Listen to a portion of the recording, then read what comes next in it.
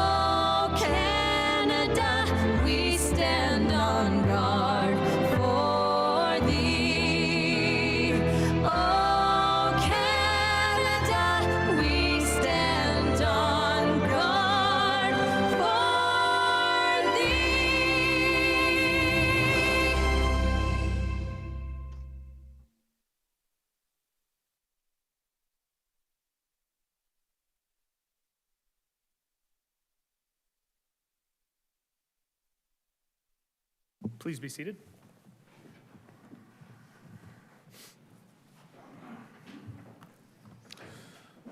At this time, I will look to Councillor Mako to read the land acknowledgement.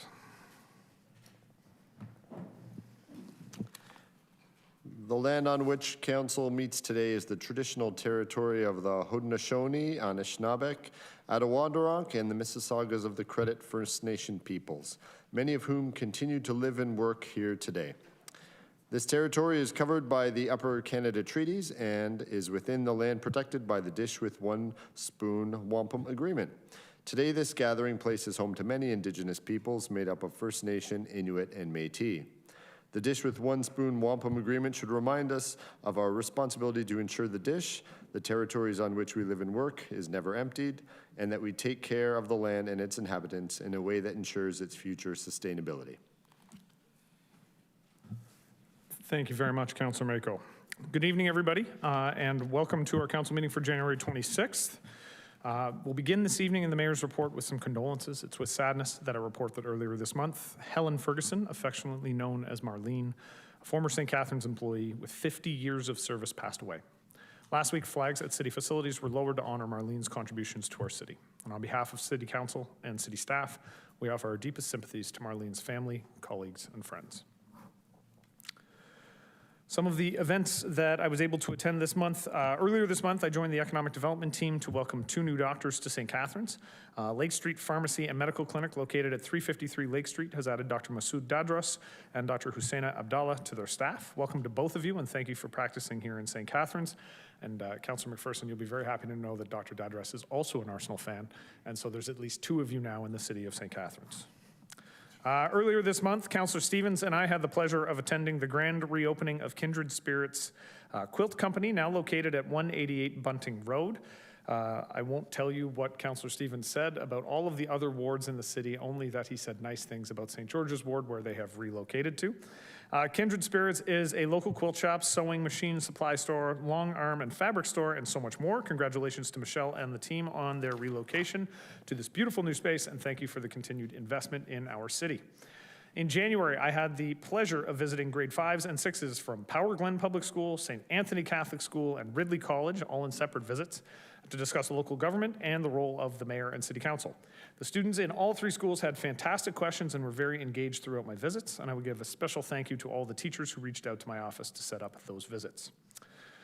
2 Fridays ago, I had the opportunity to attend the Marine Club luncheon and dinner in Toronto. along with Mr. Oakes and Mr. York, as well as Sabrina Maselli from the Economic Development team. Our time as spent at the Marine Club is always important. As those of you who tune in regularly know, we have a thriving marine industry here in St. Catharines, and St. Catharines has taken the lead in a number of different areas advocating with respect to the Ontario Marine Strategy, and our advocacy work continues with the Great Lakes St. Lawrence Cities Initiative. So I appreciate the folks at the Marine Club for the opportunity to spend time and understand the broader issues going on in the marine sector. Last week, I joined MPP Jenny Stevens and the Fire Services team to tour the service's newly renovated Emergency Communication Center. The project is a critical investment by City Council to prepare the fire service for the upcoming launch of Next Generation 911, a new and improved emergency dispatch service that will give Canadians and first responders new tools that will enhance public safety by providing quicker and more accessible communication during emergencies. In addition to the investments made in the technology infrastructure, the renovation also included health and safety upgrades to support communicators who serve as a vital 24/7 link between the public when they call 911 and emergency responders, managing emergency and non-emergency calls, and coordinating resources. The project also provides additional capacity for St. Catharines Fire Services to build on its strong partnership as a provider of emergency call taking and dispatch services for other municipalities. I want to thank everyone involved in this project. And we do have some breaking news, and I'm just scanning the room. Is the fire chief here, or did he leave? That's unfortunate, because this week Fire Chief Upper was recognized as Fire Chief of the Year by the Ontario Association of Fire Chiefs. So I feel like we should all give him a round of applause in absentia. And I make the assumption someone gave him a heads up. I was going to say nice things about him, and that's why he left. Friday night, I joined Councillor Stevens and Lyndall at the Grantham Lions Club for their annual trivia night in support of the Lions' ongoing fundraising efforts. We did not win, which is our custom, but we did have a great time supporting the Grantham Lions. On Saturday, I was pleased to join the Massoud family and the community to honor the life of Alina Massoud, an 18-year-old Brock University student whose tragic passing profoundly touched the communities of St. Catharines and Thorold. A walkathon in Alina's honor took place at Canada Games Park, which brought together residents to transform grief into service by supporting life-saving nutrition programs for mothers and children under 5. I want to thank everyone who took part in honoring Alina and raising funds for the community, and to the South St. Catharines Rotary Club for organizing the event. This morning, I had the opportunity with our Director of Economic Development and Tourism Services to visit the News Forum, which is a national news network that operates right out of St. Catharines. They are located over on Hanover Drive, and I'm sure many of you have driven along the service road, seen the sign, and wondered what that is. It is 2 locations, a studio that broadcasts, as I said, across the country, with a variety of different programming. It was an enlightening conversation, and we look forward to working with the folks at the News Forum in the coming weeks, months, and years to better expand upon St. Catharines' reach across Canada. As part of the 150th anniversary celebrations in 2026, the City of St. Catharines is seeking local artists of all backgrounds and experience levels to create original artwork for traffic cabinet wraps throughout the city. 12 artworks will be commissioned, 2 per ward, for installation in the spring, and the project is intended to celebrate St. Catharines' 150th anniversary through local stories and themes, while highlighting the unique people, places, and features of each ward. Design should explore connections between the city's natural and built environment and cultural identity, reflect creativity, positivity, and diversity, and be suitable for all audiences. Interested artists can view the specific requirements and apply online at stcatharines.ca/calls-to-artists. We look forward to celebrating these art installations over the course of our 150th celebration. Some upcoming events. On February 2nd, join us in Council Chambers at 3:30 p.m. for the Black History Month launch event. We'll be joined by renowned jazz performer Juliet Dunn and by singer, songwriter, and poet Andrew Reed. We'll then head outside, weather permitting, to proudly raise the Pan-African flag, which will fly at City Hall for the month of February. After the flag raising, you can join us for the opening reception of the Black Histories, Black Futures art exhibit in partnership with Future Black Female. This exhibition invites us to reflect on the depth and presence of Black histories in St. Catharines and beyond. It honors future worlds where Black identity and culture are imagined in transformative ways, while affirming that Black presence is not confined to the past. And the works gathered here offer a bold invitation to reimagine what comes next, reminding us that history is active, lived, and continually unfolding. These histories are Black in origin, but they do not belong to Black communities alone. They shape the world we share, and they call us to take responsibility for the futures we build together. The reception will start at 4:30 p.m. in the atrium at City Hall, with snacks provided by local establishment Flavor Fuel. On Friday, February 6th, you can join me and the folks from Community Care for the annual Mayor's Pancake Breakfast at Market Square beginning at 7 a.m. The Pancake Breakfast supports the Housing Services Division of Community Care. As costs of living increase and incomes remain fixed, many employed members of our community are seeking support when facing a choice between paying rent or bills, a cautionary example of how close to needing housing supports many in our community are. This event will assist Community Care in replenishing the Flex Fund that is crucial for obtaining housing and avoiding homelessness, as it is used for items like key deposits and first and late rent payments. In 2025, housing evictions were prevented with 67.2% of the clients they served. In 85.92% of cases, homelessness was avoided, and almost 600 clients were supported through ID clinics, which is a crucial first step in the housing continuum. I look forward to seeing the community out at the breakfast on February 6th to help raise funds and awareness. And finally, St. Catharines residents were just given an extra reason to tune in to the Winter Olympics that take place in Milan and Cortina d'Ampezzo, Italy from February 6th to 22nd. St. Catharines native Keaton Brugling was recently selected to be part of the Canadian bobsleigh team.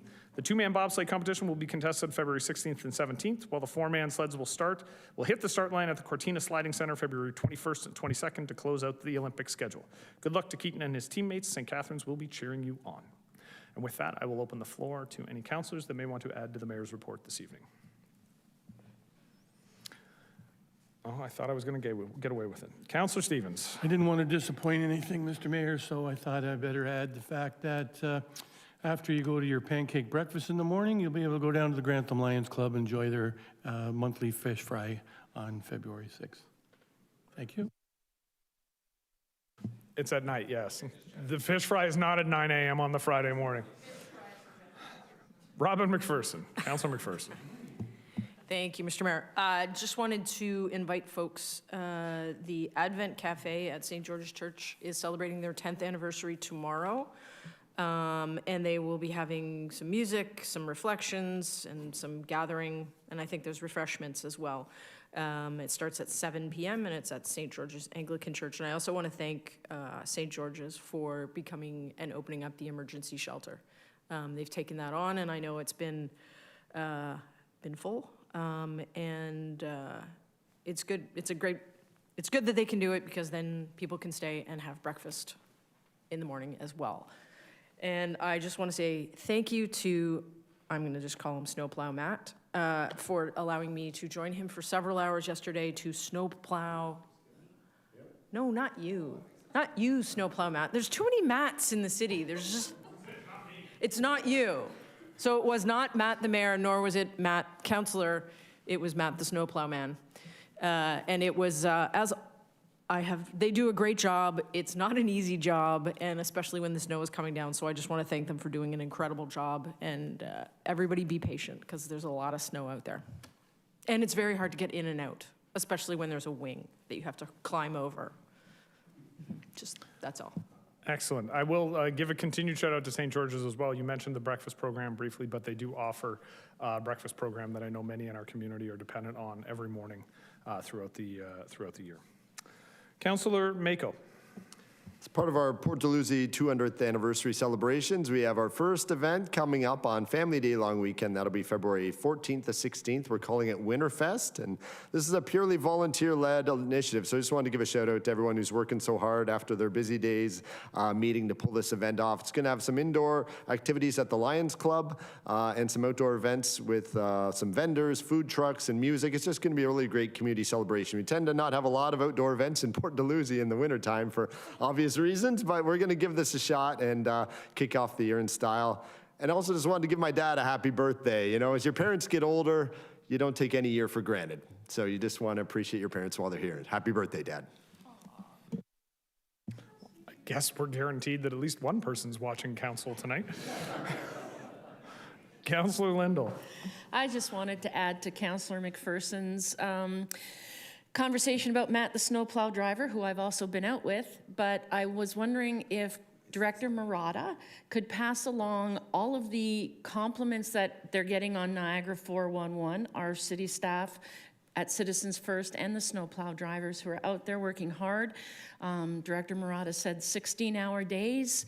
and they're tired, and they're still out there, and they're making sure our streets are safe and clear, and just commend them from us, if you don't mind, sir. I will actually just jump on very quickly and say that the neighbors that I have with accessibility challenges have been very, very happy about the state of the sidewalk clearing this year. As someone who's walking on a daily basis, I've noticed it, but neighbors who have accessibility challenges have also pointed out that the sidewalks are in much better shape much more quickly after. So please, I think on behalf of council, snow clearing is probably the most contentious issue that we're going to face at this time of year, but please pass along from council our appreciation to all the staff that are putting in extra hours. All right, seeing no more, I have Councillor Townsend online. So Councillor Townsend, you're up. Thank you, Mayor Cisco. I just want to just add to that. I've had a lot of residents reach out regarding the Grantham Rail Trail in St. George's Ward. I've sent an email to some staff. I know it's really busy right now, but I just wanted to make sure it's still on. It's something that will be cleared. Reason being is a lot of the schools between Lockview, Canadian Martyrs, Carleton, a lot of the students use that trail to get to and from school. So I'm just hoping staff don't forget to eventually at the appropriate time have it cleared for the residents. Okay, we'll take that as a direction. Thank you. And I think I have Councillor Miller as well. Yeah, thank you, Mr. Mayor. I just, it's something I think needs to be said, and I'll appreciate your indulgence. I know a lot of people in our community have expressed a lot of concern and outrage about the events that are happening in Minnesota, in the United States right now. Of course, Canada has a lot of connections to that state. And I think, there's always been state violence, and it's often targeted at Indigenous and racialized people and newcomers. I think the scale of the American government's violent attacks on the people of Minnesota is pretty terrifying. We're seeing people being executed in broad daylight without repercussions, and it's all filmed and streamed. What I did want to say, though, is having said that, I think the community response and the civic response from the city of Minnesota has been really inspiring. And I think it's a reminder of the importance of our role as leaders and the importance of supporting your neighbors in your community. I know we're not the same as the United States by any stretch, but we're not immune to the racist and xenophobic sentiments that are now seen to be state policy in the United States. Even recently, we had a large-scale white supremacist and anti-immigration rally at Christie Pitts Park here in Toronto. So again, just in these incredibly despairing times, it's just a reminder of the critical nature to remain vigilant, and then we support each other. So I'm sorry to have to say that, but I did feel like it needed to be said. Thank you. Thank you, Councillor. Mr. Mayor, sorry. Oh, Councillor Williamson?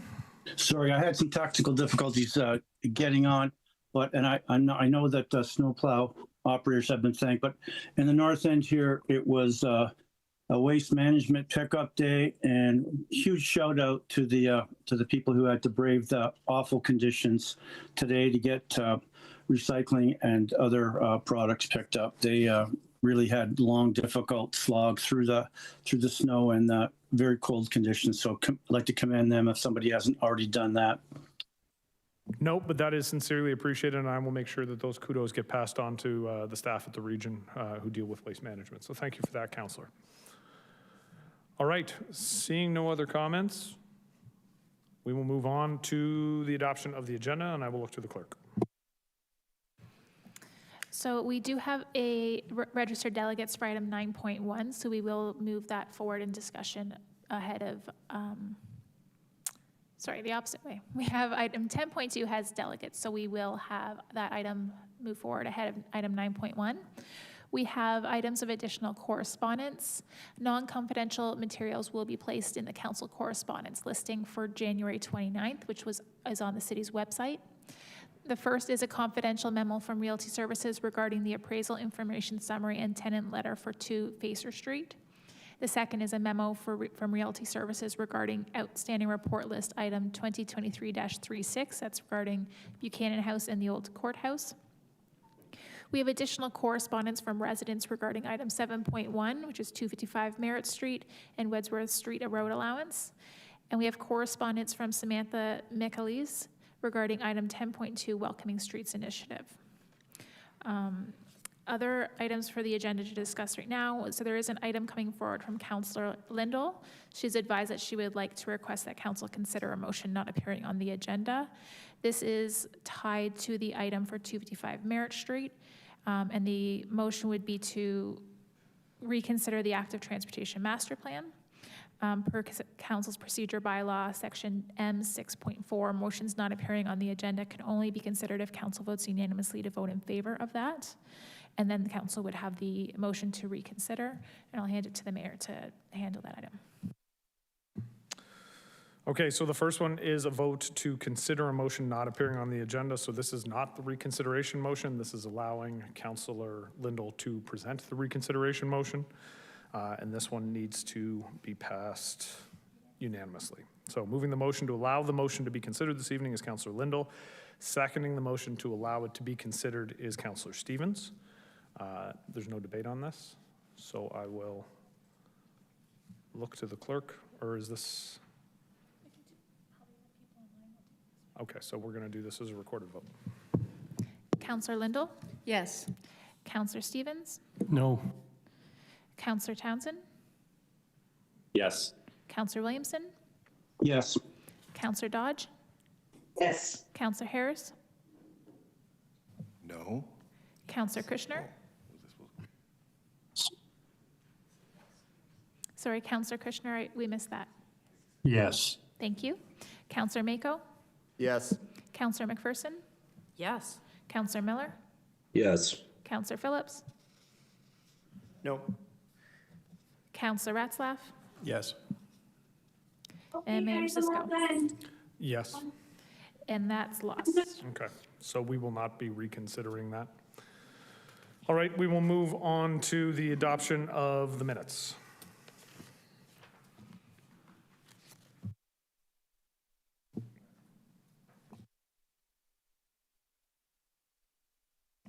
Oh, apologies, yes, we still needed a motion to approve the agenda as amended. Councillor McPherson, all those in favor?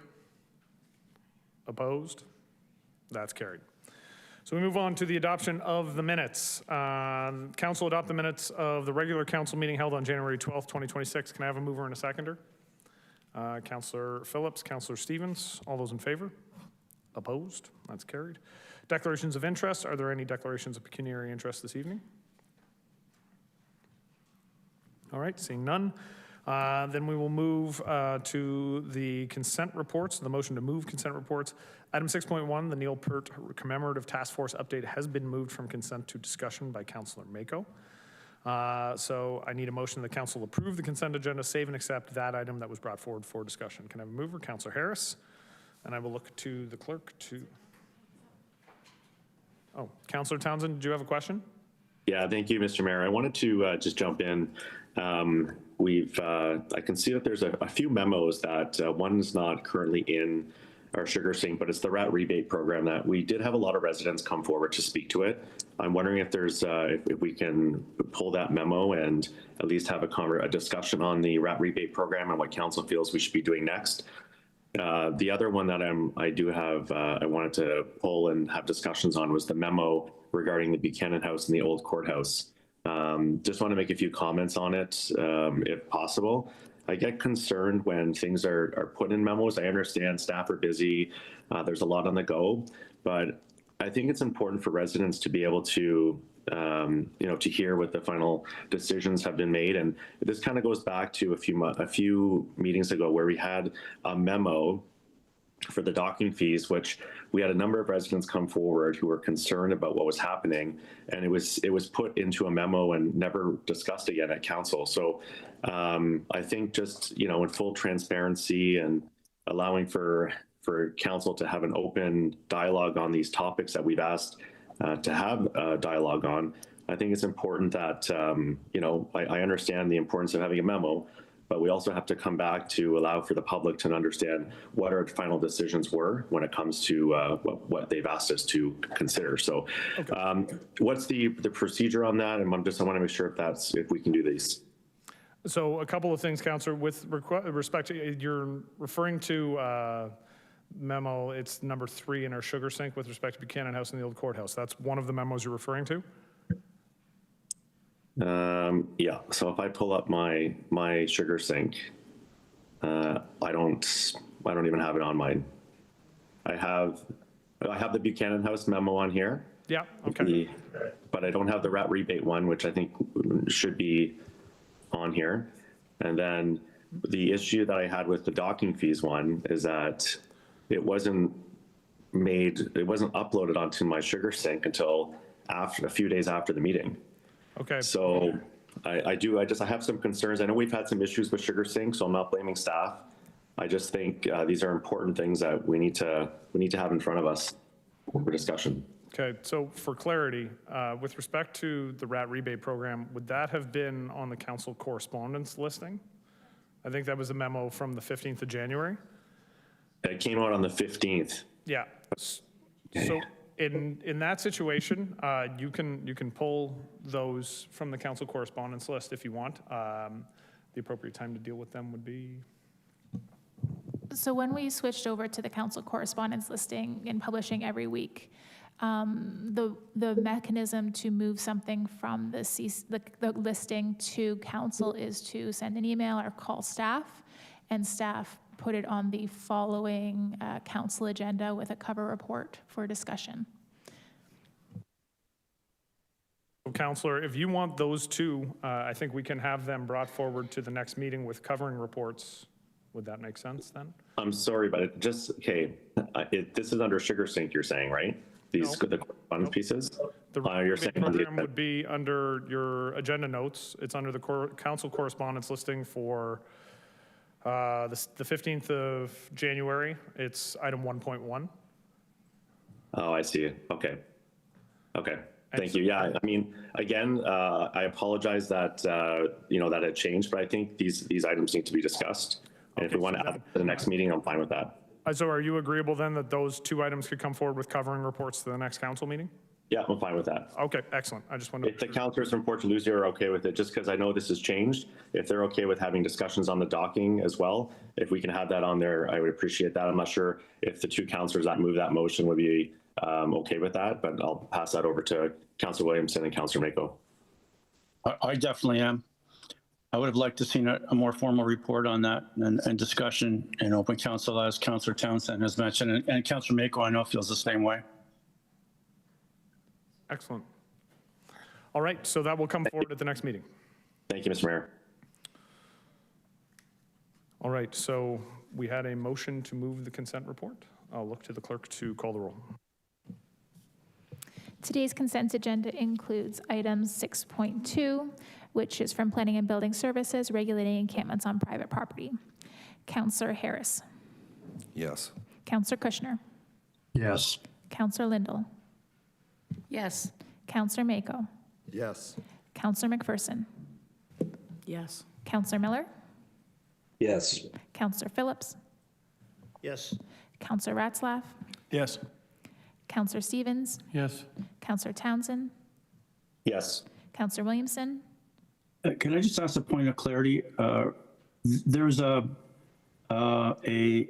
petition that was submitted in correspondence. Are we approving that as part of this, or is that coming up later? No, Councillor McPherson had asked that that be pulled, and she'll be referring it for a staff report, the covering report. She followed the process for the council correspondence listing. Very good, thank you. Yeah. Councillor Dodge. Yes. Mayor Cisco. Yes. And that's carried. All right, so to the clerk to read the consent agenda that's being approved. The consent agenda includes item 6.2, Planning and Building Services, regulating encampments on private property. So moving on to the public meeting, 7.1, Planning and Building Services. Planning Services Recommendation Report. The purpose of this public meeting is to ensure that sufficient information is available for the public and council to understand the proposed application and to provide the public with an opportunity for input before council's decision. If a specified person or public body is defined in the Planning Act, or the registered owner of the land does not make an oral submission at the public meeting or written submission to council prior to council making its decision, they are not entitled to appeal the decision to the Ontario Land Tribunal. If a person does not make an oral submission at the public meeting or written submission prior to the council decision, that person may not be added as a party to the hearing of any appeals by others without the permission of the tribunal. The public meeting will proceed as follows. Staff will explain the application. Members of the public wishing to delegate were requested to register by 9 a.m. today. One person registered to speak. After they have spoken, at that point I will ask if anyone in the gallery would like to speak. The deadline to submit additional written comments not previously published on the council correspondence listing was 12 p.m. today, and 2 additional comments were received and placed in council sugar sync folder. After that, the public meeting will be closed. The council will be able to ask staff questions and will consider the application. At this time, the public meeting is now open, and I'll call upon Claire Semple, the planner, to present.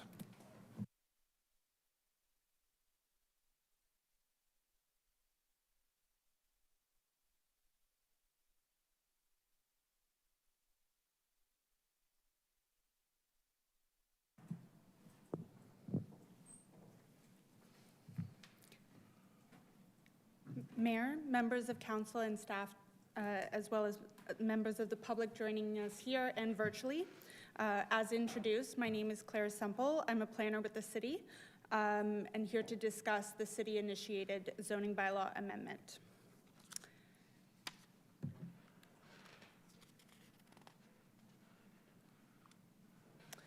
The proposed amendment would permit a new standalone parking lot to serve the old Merritt commercial core and to offset on-street parking spaces proposed to be removed through the planned and upcoming reconstruction of Merritt Street and Chestnut Street. The subject lands are within Old Merritt commercial core itself. It is adjacent to the CN National Rail Line, as well as the Merritt Skyway. The subject lands comprise of a portion of 355 Merritt Street and a portion of the unopened road allowance at Wedsworth Street. It is not currently one property, but when the segment of Wedsworth Street that cuts through Merritt Street is legalized as a highway or a roadway, it will effectively sever 355 Merritt Street, and the portion stopped up and closed would merge with 355 Merritt. Essentially, future legal processes will take place that will legalize the lot formation that we see in the aerial on screen and on site today. The subject lands are zoned medium density mixed use with special provision 66 and special provision 84. These special provision applies to various properties within the Merritt neighborhood and commercial core and establish various performance standards that reinforce a downtown Main Street typology.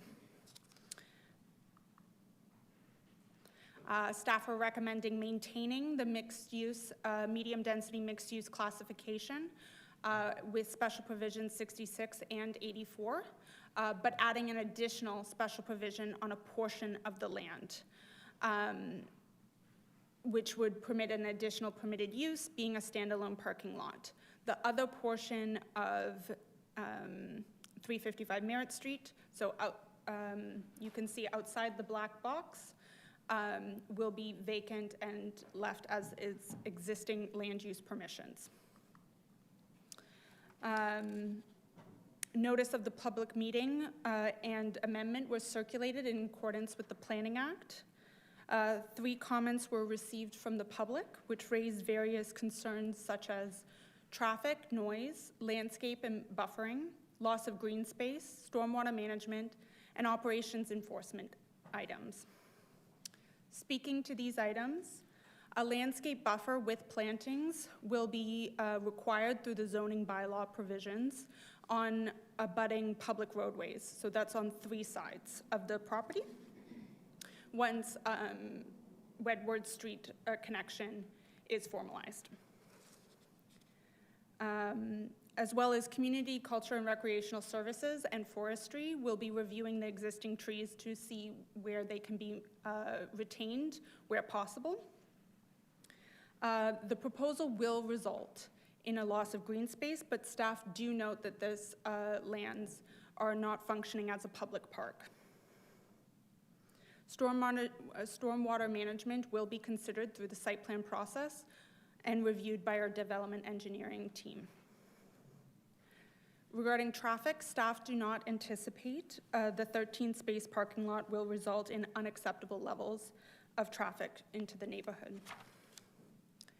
I would also clarify that the recommendations presented here and in the enclosed staff report only speak to the proposed land use. Should council permit a parking lot on these lands, a further report would be brought forward, which would outline operational implications, financial implications, and any additional approvals necessary to create and operate the proposed parking lot.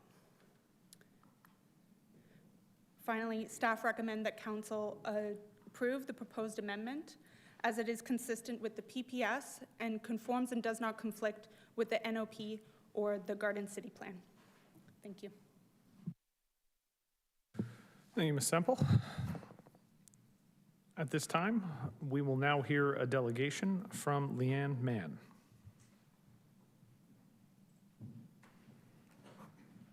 Just do that one there, yeah.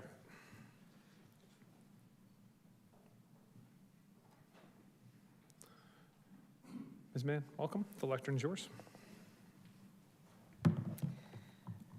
Good evening, Mayor and members of council. My name is Leanne Mann, and I'm one of the owners of Leash Learners Academy, located at 16 Walnut Street, inside Old Fire Hall number 4, across from the subject property at 355 Merritt Street. Since opening in November of 2024, we've become a vital resource for the Merritt community, specializing in puppy socialization, obedience, dog sport training, and high needs cases like separation anxiety and fear reactivity. One of the major factors that contributed to choosing the location in Merritt is because it offered a location with sounds from the busy road to help socialize dogs to normal city sounds, while also having access to a small green space where dogs can work with their trainers through distractions while staying safe from the busy roadways. To understand why we are so concerned about this amendment, I want to tell you about Ollie. Ollie is a rescue who came to us after being caged and underfed for much of the first 2 years of his life. When he started with us in July of 2025, he suffered from major anxiety disorder. He would circle constantly, panting and refusing to eat. After months of intensive work, building trust and significant expense to his owner, Ollie is turning a corner. He has stopped circling and finally comfortable enough to eat and sleep in our facility. While that may not sound like a lot, this is a huge sign that he is feeling confident that we will keep him safe and he doesn't need to be on high alert. Ollie is the face of the dogs who will be displaced by this project. Leash Learners Academy is the only fear-free certified school in the Niagara region. We choose to use gentle guidance without the use of harsh correction or training tools. We serve animals who are highly sensitive to noise and environmental shifts. The construction and increased traffic on the narrow Walnut Street corridor will make it impossible for dogs like Ollie to attend programming. For Ollie, even 1 week break can cause him to regress. A prolonged construction period, as well as the growing vehicle and foot traffic in the area, would not only stall his progress, but likely cause permanent setbacks, making life significantly more difficult for both him and his owner, as well as causing financial setbacks to our growing business for dogs like Ollie, who would be unable to join us. The property at 355 Merritt Street currently serves as an unofficial decompression space for dogs like Ollie, as well as neighborhood dogs like Oreo. Oreo is a reactive dog who can't be around other dogs. Oreo and his owner use this area a few times a day for exercise and mental stimulation. This green space is a safe alternative to the chaos of off-leash parks, allowing for training on a long line at a safe distance from the traffic of Merritt Street. Replacing this green space with a paved parking lot removes a well-used, safe exercise area for the neighborhood. Beyond the dogs, we have serious logistical concerns. Noise and vibration from construction will interrupt the feeling of safety for the dogs, who will no doubt feel anxious and nervous with the change in their surroundings. We also expect there will be vehicles redirected down Walnut Street, leading to overflow parking on our private property and forcing our staff to spend time policing our lot.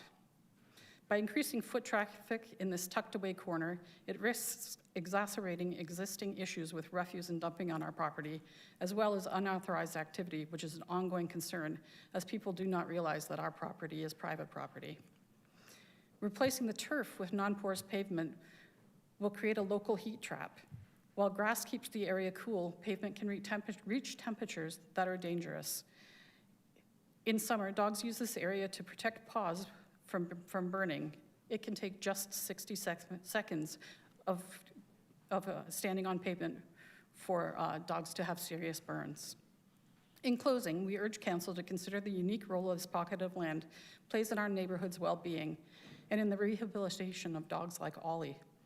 We ask you to deny the requested amendment to protect the quiet nature of Walnut Street, preserve a regularly used green space, and allow us to concentrate on the specialized care we provide.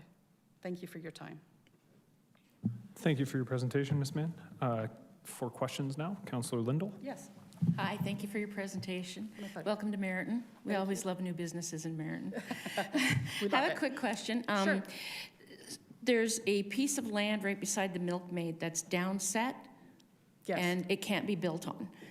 If we do say yes to this parking lot, would you be open to talking to the milkmaid about using that property? Because they're very open. I mean, we would absolutely consider it.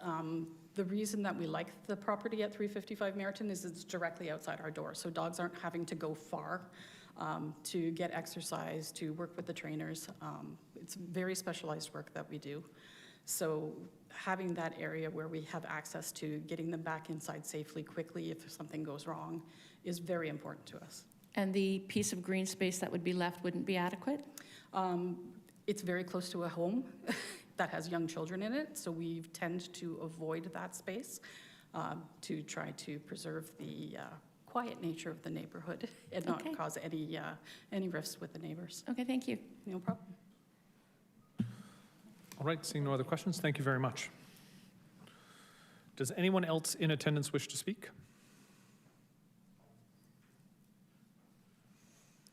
All right, seeing none, can I have a motion to close the public meeting? Councillor Harris, Councillor Phillips.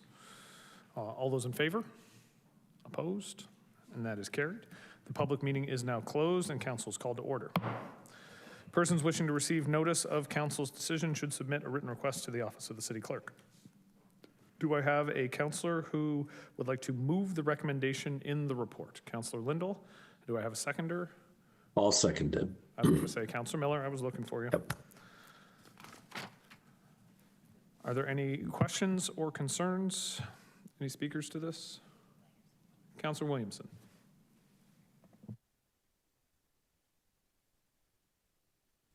Thank you, Mr. Mayor.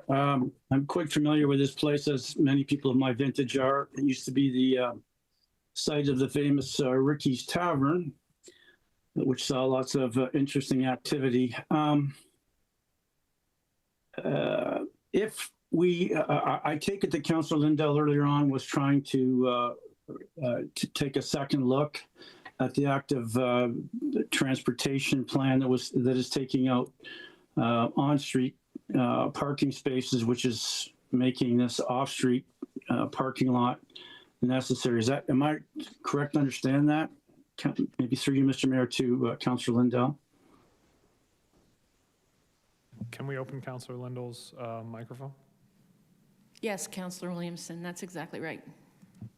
And how many, through you, Mr. Mayor, to staff, how many parking spaces exactly are we losing when the road gets redone? Through you, Mr. Mayor, the councillor, we will currently be losing 14 parking spots on street, and it'll be replaced with the 14 parking spots proposed in this parking lot. Well, this is a difficult one. We know we're desperate to increase our urban forest canopy, and this probably should have been a site that we had some more trees on. already. And on-street parking, this is kind of like Merritt, as Councilor Lindell has described previously, as Merritt's downtown, and downtown parking works well on St. Paul Street. So I'm disappointed that we aren't taking a second look at that. At this, I would prefer to see that than paving over more. I know it's not pristine green space, but it would be nice to have the opportunity to keep that little piece of green there. Thank you. I'll yield the floor. Thank you, Councillor. Councillor Lindell. Thank you, Mr. Mayor. Quick question to staff. When you were talking about the trees as per the site plan, how many trees are we looking at planting in and around that parking lot? Through the mayor to the councillor, that would be considered. So one of CRCS's, so Community Culture and Recreational Services comments to this application was to request a tree preservation plan. What that means, will somebody who's qualified will go out, evaluate the trees that are existing there. So there's quite a few trees as a result of the Wentworth Street exit onto Walnut Street when that work was done. So they will be evaluated. Where there's opportunities to plant more trees, they certainly will be explored. And enhanced planting, so local shrubs and bushes will also be used as within the landscape buffers that bracket the parking lot. Would we also be able to do some sort of natural buffer between the smaller part of the park and the house with the children that was upsetting the dogs? Like, would that be a consideration? Can we add that as a consideration? Through the mayor to the councillor, it's city-owned land, so whatever council wants to implement in that part, will be vacant. The parking lot will only be on the eastern side of Wedsworth Street. It would be the will of council. Okay, thank you. I just wanted to say that I'm hoping council will vote in favor of this because the business owners on Merritt Street are losing a significant amount of storefront parking. And I understand the concerns that our presenter showed us today, but the businesses will not have anybody who can get to their businesses if they don't have that parking. And there are people who live above those businesses who also won't have parking anymore as well, because we're also going to be getting rid of the street parking on Chestnut for the active transportation spine.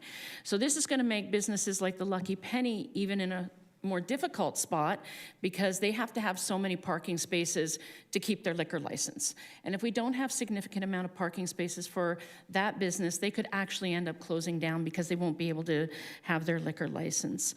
So these businesses have been in consideration for, like, Perry's Appliances has been there over 100 years. Star Appliances has been there longer than I've been alive. The Milkmaid corner store there, we used to go there when we were kids, and I'm 60-ish, and it's been there for a long time as well. So one of the business owners says it could mean the death of downtown Merritt, and it actually could be devastating to downtown Merritt if we lose those parking spots. So I'm encouraging you all, please vote yes. Thank you, Councillor. 60-ish is, it's a new word. I gotcha. I appreciate that. Seeing no other comments, I will look to the clerk to call the roll. Councillor Lindell. Yes. Councillor Miller. Yes. Councillor Dodge. Yeah. Councillor Phillips. Yes. Councillor Harris. Yes. Councillor Kushner. Yes. Councillor Mako. Yes. Councillor Williamson. Reluctantly, yes. Councillor Ratzlaff. Yes. Councillor McPherson. Yes. Councillor Stevens. Yes. Councillor Townsend. Yes. Mayor Cisco. Yes. And that's carried. All right, moving on to 10.2. This has been moved on the agenda. sustainable funding for 24/7 Welcoming Streets initiative. Prior to discussing the motion, council will hear a delegation from Carolyn Dyer, Executive Director of Reach Niagara, Talia Storm, Director of Streetworks Services, Positive Living Niagara, Kat Dodge, the Executive Director of St. Catharines Downtown Association, and Grant Higginson. So at this time, I will call upon Carolyn Dyer and Talia Storm to speak.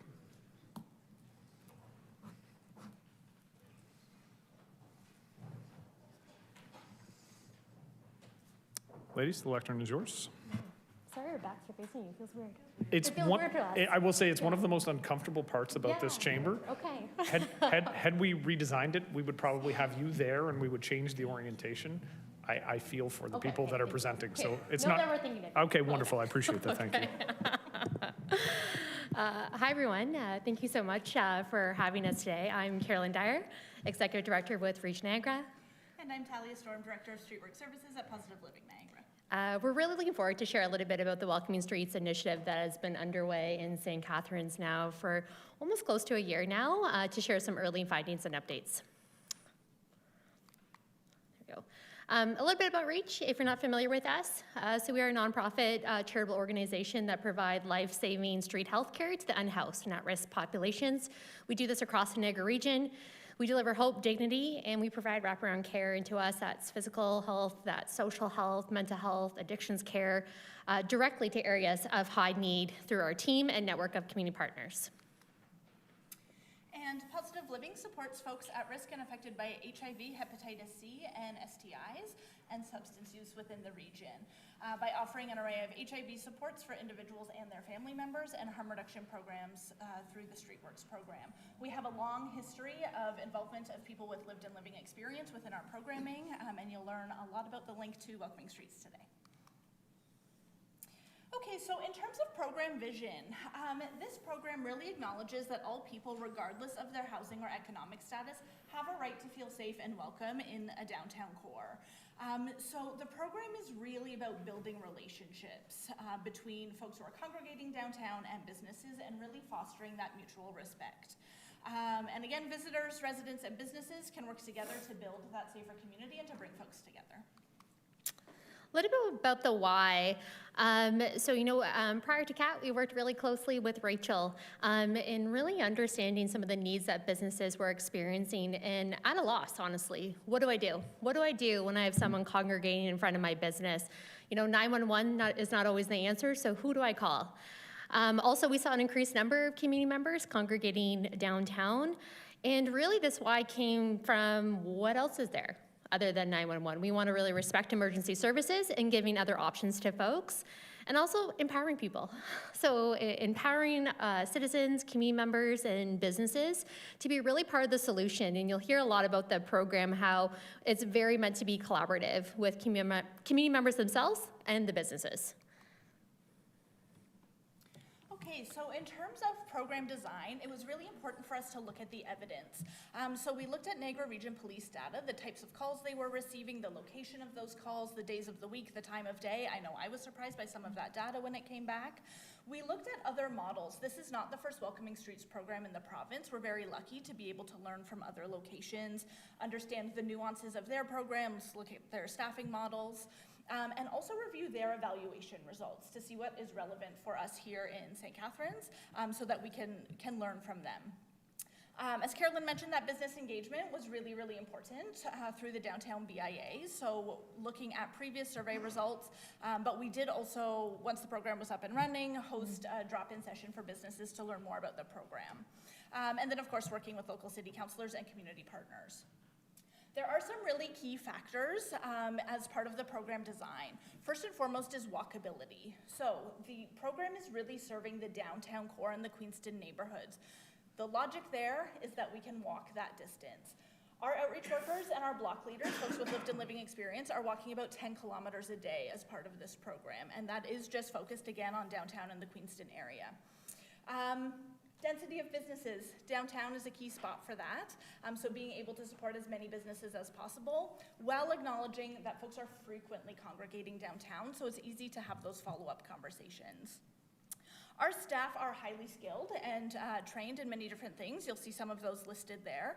That includes training for our block leaders. Our block leaders are folks with lived and living experience, so current or past experience of homelessness, and we take the opportunity to really engage them in programming, provide training, and build their skills, and we'll share a story later, but you'll see a lot of really positive outcomes. A key component of this is warm transfers to service, so accessing those core services, bringing folks to the services that they both want and need. So the team can do that by walking folks down to, say, the consumption site or a meal program in order to, A, support the businesses, and B, get folks what they're looking for. Past there. A little bit of program details. So we received funding from Niagara Region starting in April 2025, and it's currently funded up to April 2026. Again, what Tally kind of shared about some of those program considerations, we very much focused on the downtown core in the Queenston area, and that's also a reflection of access to businesses as well. Our hours of operation are Monday through Friday, as Tally kind of talked about, really intentional. So as Tally shared, we were quite surprised when we saw the police data and when we saw 911 calls were occurring during actually daytime hours. So we really want to reflect that, knowing that one of our objectives was an alternative to 911.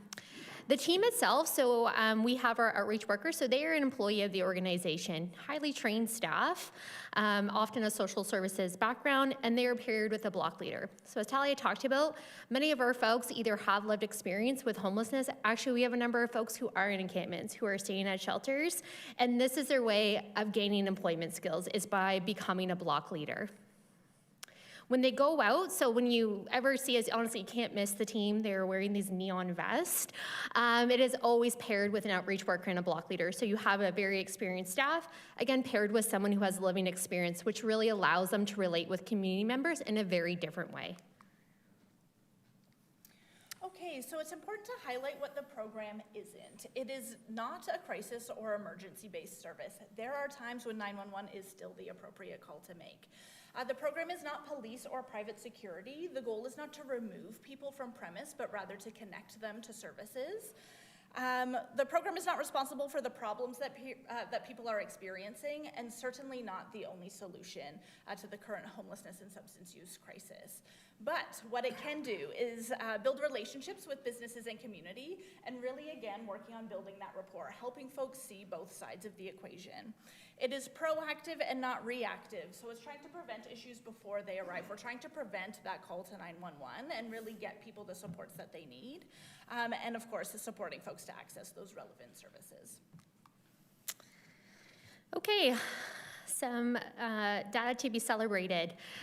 So we've had close to, again, 1,600 business interactions, and that includes business calling us, that includes proactive visits. We literally drop into businesses, hey, how are you doing? We're welcoming streets, here's how we can help you.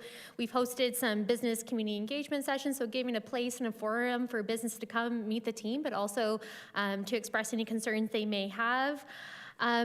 Everyone who calls us, we ask, if you didn't call us, who would you call? So really understanding actually the diversion to 911 calls. And so to date, we've had about 228. So if you think of that, that is quite extraordinary in terms of some cost savings.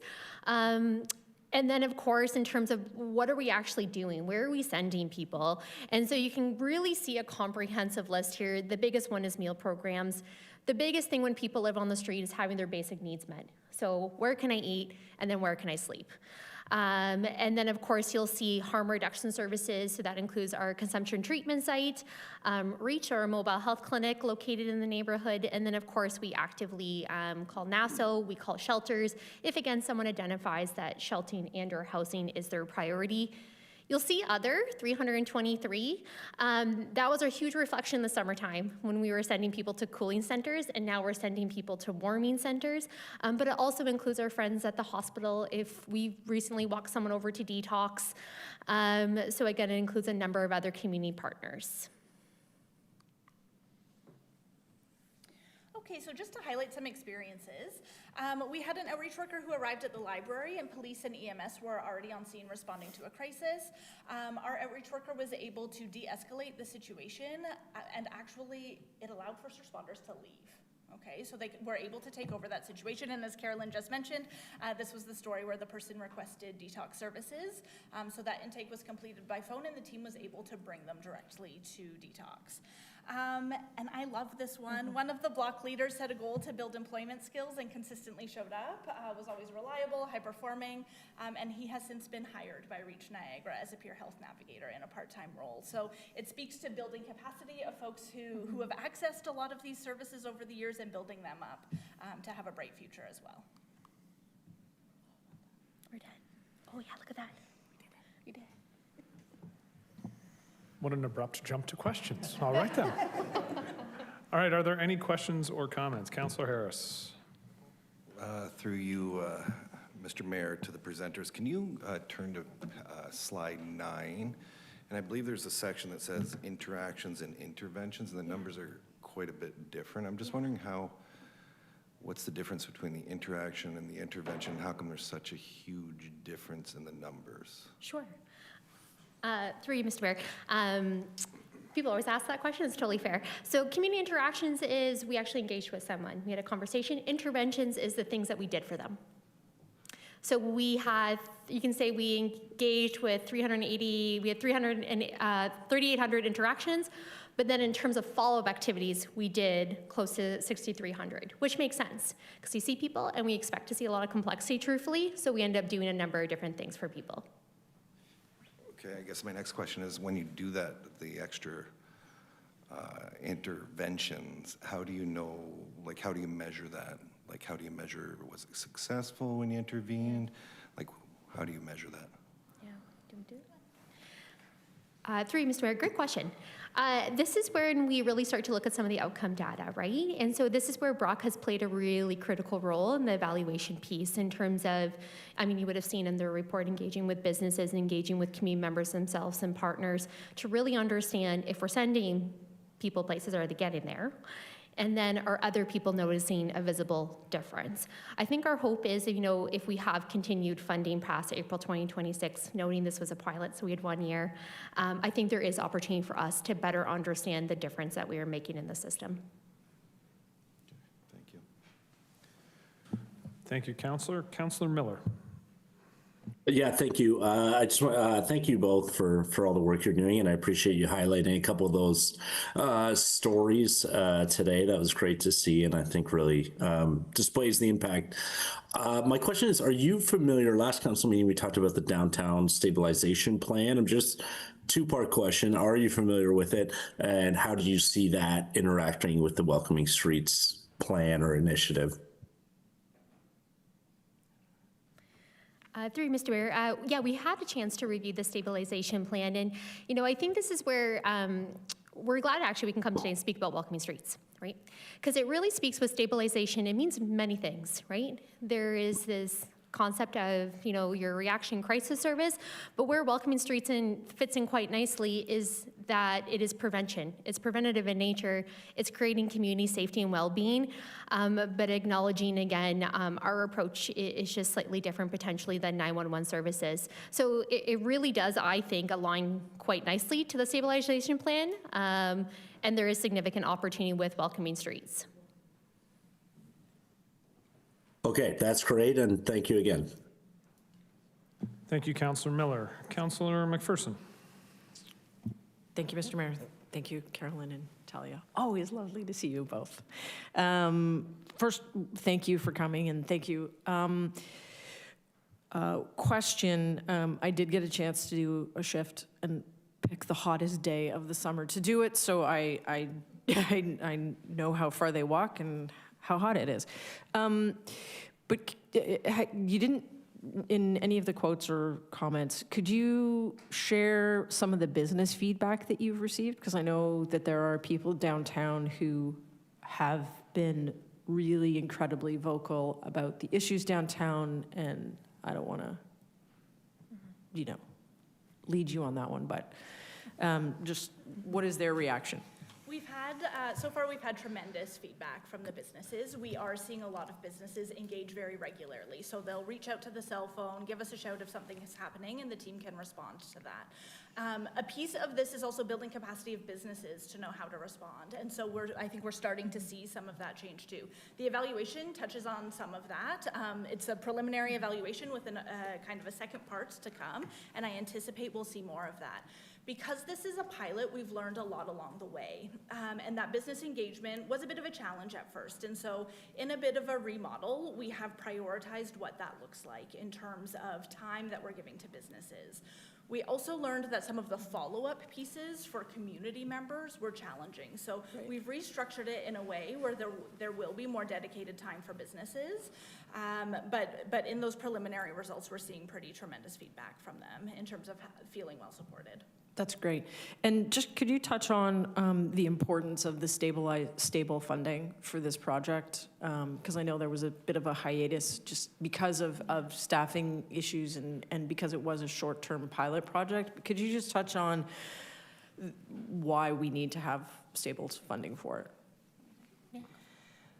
Funding is a tricky one. So as Councillor McPherson has alluded to, we had a bit of a gap because when employees are on contracts, they get nervous about their employment and may seek other opportunities. And so that is what happened with us. So we really want to be able to build that momentum. So sustained long-term funding not only will demonstrate in the evaluation the really strong outcomes, but it'll provide that stability both for the employee and for the block leaders, because that relationship is also really important between block leaders and the outreach worker. Okay. And just one more final question. When because I know you investigated the other kinds of welcoming streets or similar programs across the province, what is their funding models? Could you talk about that a bit? Yeah, sure. Happy to speak to that. So we did reach out to a number of other welcoming streets models, and initially you did see it predominantly municipal funded. Again, with the intention then that you as a program are seeking other more sustainable funding. Okay. Thank you. Thank you both. Thank you, Councillor McPherson. Councillor Mako. Thank you, Mayor. Through you to the presenters. Excellent job tonight. I am going to touch on the part of the motion that talks about it being 24/7. So currently it's a Monday to Friday program, 9 to 4. I'm wondering if you could just talk a bit about your vision for the overnight part. I believe it's actually the anniversary of the death of Bob Allen today, which was tragic 1 year ago, and I believe that happened in the middle of the night. So is there a connection there? Is there a role where you're trying to prevent things like that from happening again? I'm just trying to capture when the businesses are all closed and people are sleeping, what is that role, or have you had that chance to think about the overnight role? Because that's different from what you're doing right now, correct?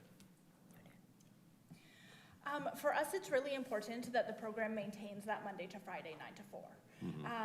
Because a huge piece of this is connection to other services, what we're really learning is where those gaps are, right? But I mean, there are many kind of components to it, but if the main goal, one of the main goals, is to bring people to those services and those services aren't open, there's not a function for the team at that point.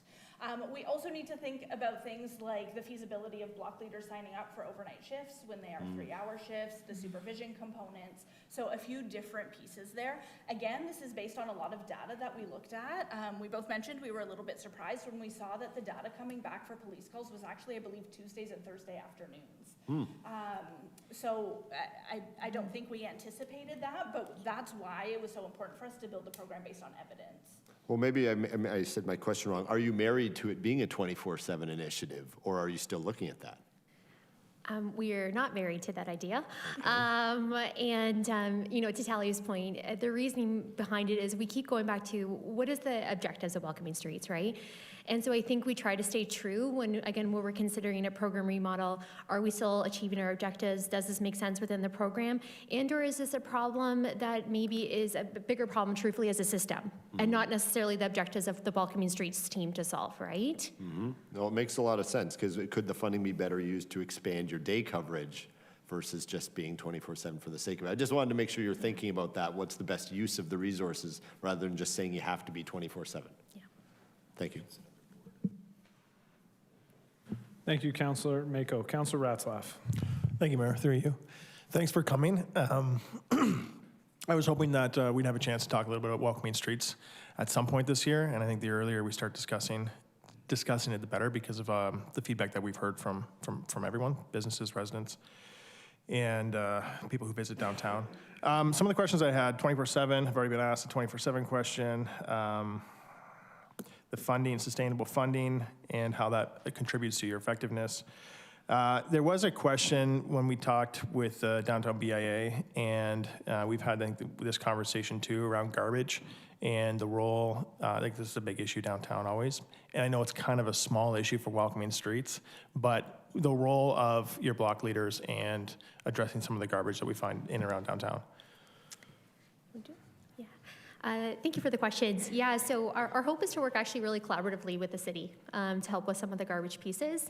Block leaders, that's a task that they can absolutely do independently while still having conversations on the street. So we are hopeful that we can have a conversation with the city to try to get that facilitated. Yeah, that's wonderful. And then the other question that I have here is in terms of funding, so the motion does talk about the city supporting the region in federal grants. So I know there's a couple federal grants that could help. SHRC, I think especially for your Brock partners. But I'm also aware there's probably some provincial grants as well that you're going for. Would you be all right if we included that in the motion, that it would be federal and provincial grants that we'd be supporting you for? Or? Of course. Awesome, thanks. Thanks again for coming. I don't think residents appreciate enough the work that you do for the entire city. You're both rock stars. Thanks for being here. Thank you. Thank you, Councillor. Councillor Phillips. Through you, Mr. Mayor, thank you for your presentation. It's a very valuable program for sure, and I hope it gets going soon. Will you be approaching other municipalities such as Welland and Niagara Falls to bring this program into their municipalities? We have had some conversations with other municipalities. Each municipality is so unique. So when I think about Niagara Falls, for example, things can be really spread out. When I think about Welland, there aren't necessarily as many services. So while I think we're always happy to explore what that looks like in other municipalities, at this point our focus is St. Catharines. Okay. And again, to piggyback on the questions of funding, right now, are you expecting funding coming from us or from the region? Where is it going to come from?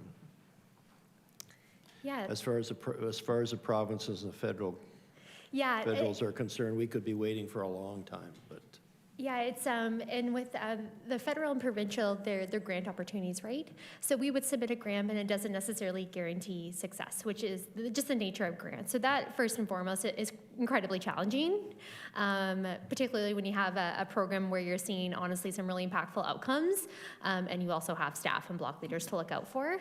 I think our hope today, first and foremost, was to come and share a little bit about welcoming streets and the good work that we're doing in the city of St. Catharines, to potentially consider further conversations on what this could look like. And, maybe as a council, maybe city staff have some suggestions or recommendations for us. I think first and foremost, we are just seeing, honestly, incredible outcomes. We are seeing that evaluation from Brock in terms of the positive feedback from businesses and community partners and community residents themselves. So I'm really hopeful that tonight this kind of sparks that discussion on what future funding could look like, because it really is a critical program. I would hope you'd take this to the region and make a presentation at the region also, so all the members of regional council can hear what is available. What do you think an annual budget would be for a program like this? Mm-hmm. I can answer that one. It depends on the model, right?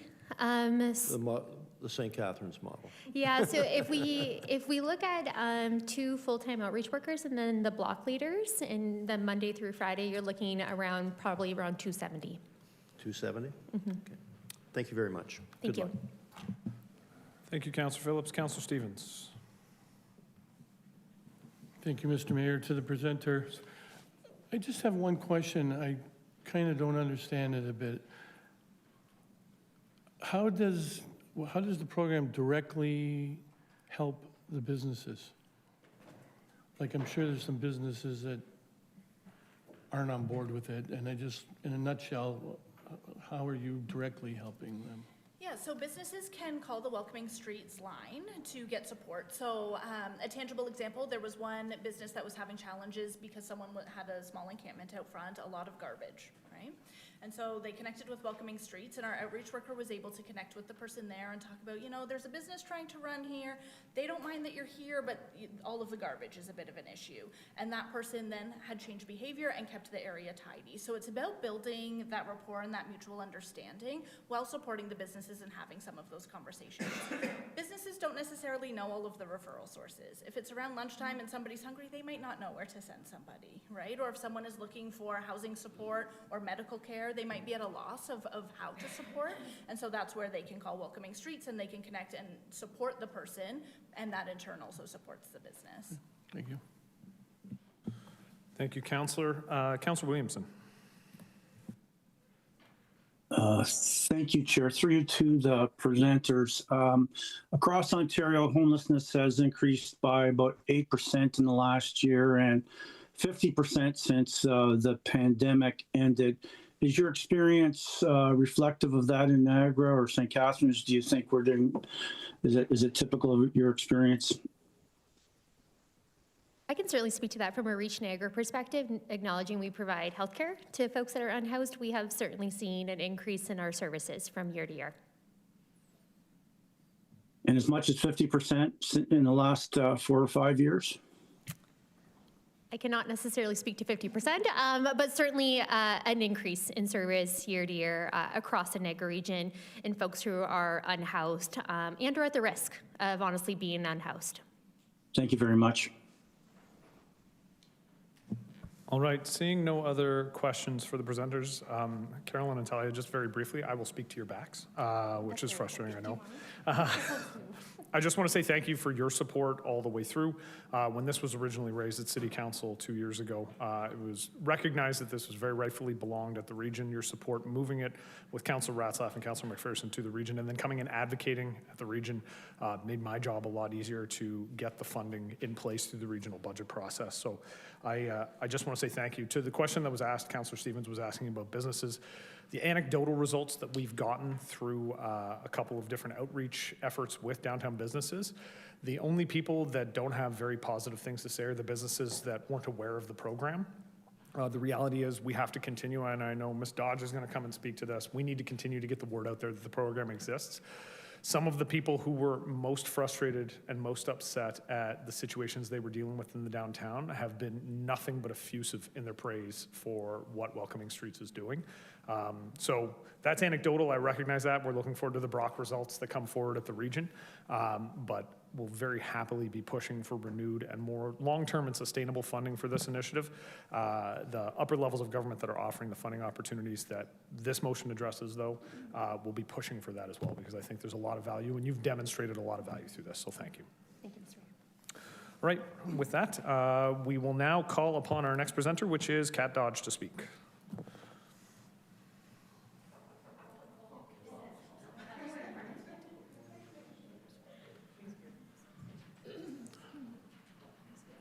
Ms. Dodge, the lectern is yours. Welcome back. Thank you for saying my speech, and I'm ready for questions.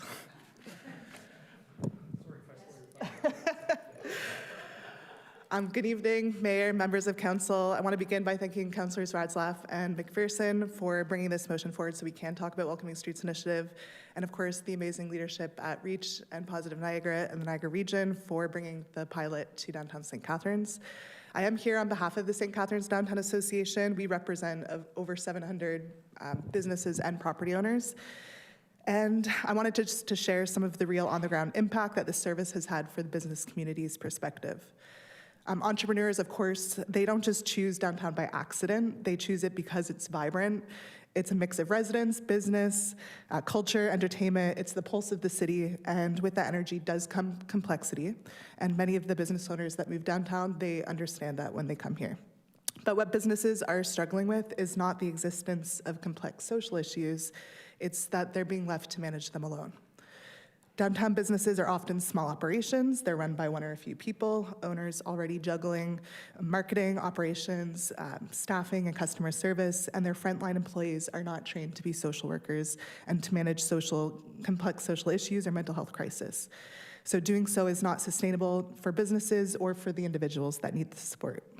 We do consistently hear feedback from our businesses. That's across retail, restaurants, professional services, the arts and culture organizations.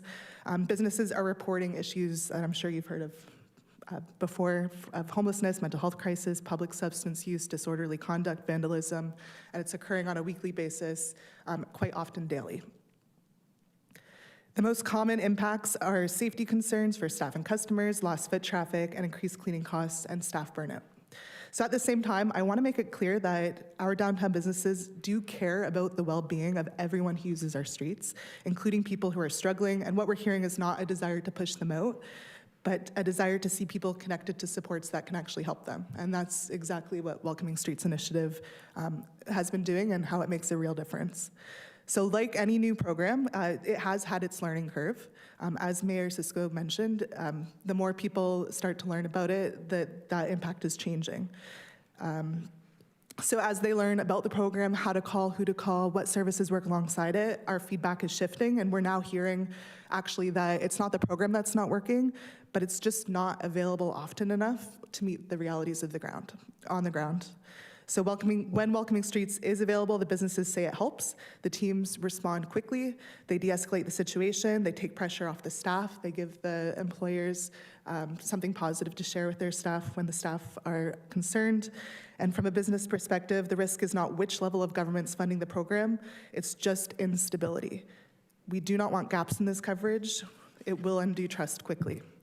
So through our role as the Downtown Association, we will continue to work with the feedback on the ground and help identify when and where support is most effective to make those decisions informed and real on the ground. And we also benefit from learning alongside the main streets. So we work very closely with the Ontario BIA Association. Both Rachel and myself, when we were working at the beginning of this program, we learned about this program from other communities that have already been utilizing it. And we are aware that there's a consistent real-world positive feedback on programs like this as part of a broader response. Ironically, we happen to be hosting the BIA conference in St. Catharines this April, where there will be over 300 delegates from across Ontario. And I invite City Council, staff, everyone to attend so that you can speak with these communities across Ontario directly and understand firsthand how they are navigating these same challenges. We really appreciate this motion and the intent behind it. And again, regardless of the funding source, what matters most for the downtown community is that the Welcoming Streets Initiative continues without interruption, with clear coordination, predictable coverage. And on behalf of our downtown businesses, we encourage council to support this motion. So thank you. Thank you, Kat, for the presentation. Councillor McPherson. Thank you, Mr. Mayor. Thanks, Kat. I get to see you twice in one day. Just wanted to ask just a little bit more about the feedback you've been getting from some of the businesses, because I know some of them have been, we're skeptical. But if you just talk a little bit about their response so far. For sure. We've had a lot of interesting feedback. Some of the feedback, businesses that have a consistent issue, that something as simple as they were just afraid to speak with the people that were out front of their business. And by being able to work with the Welcoming Streets Initiative team, they actually got over that hump and realized people aren't that scary. And now they regularly talk and have familiar relationships with people they weren't once afraid of, which I think is a huge turnaround. We hear that a lot. We've had some of our businesses with more employees lose staff because the staff are afraid to come in, and now they can give the staff a phone number to call. Welcoming Streets is really quick to respond, so it gives their staff the confidence that they can call a phone number instead of having to deal with it themselves. Welcoming Streets shows up quick, and it's been able to help them retain staff. Some really interesting side effects of Welcoming Streets Initiative, if I can keep going on. There's a lot going on downtown. We work with a lot of different issues, and we do events and marketing and so many different things at any given time. And it's really hard to keep track of it and to make sure that downtown's functioning the best it can.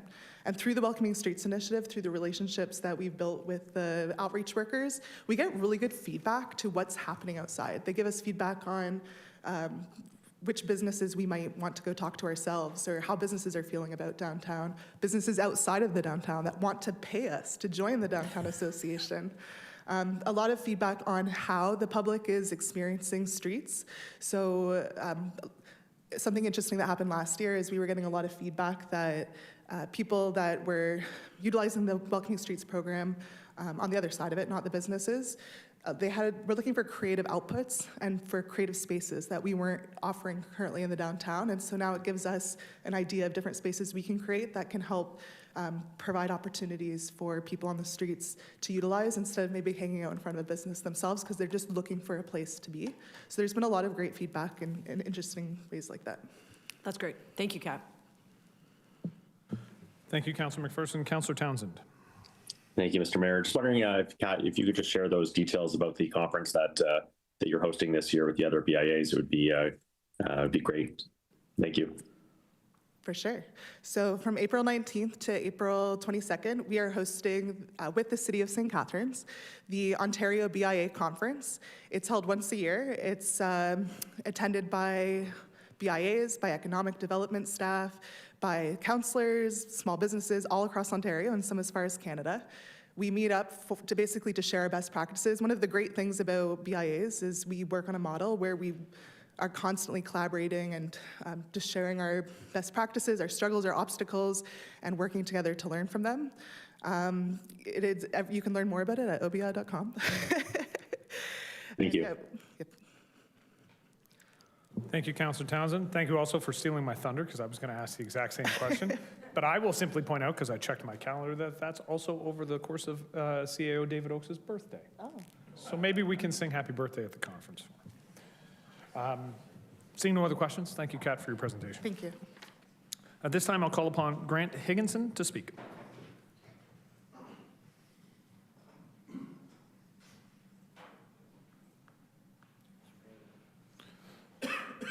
Mr. Higginson, the lectern is yours.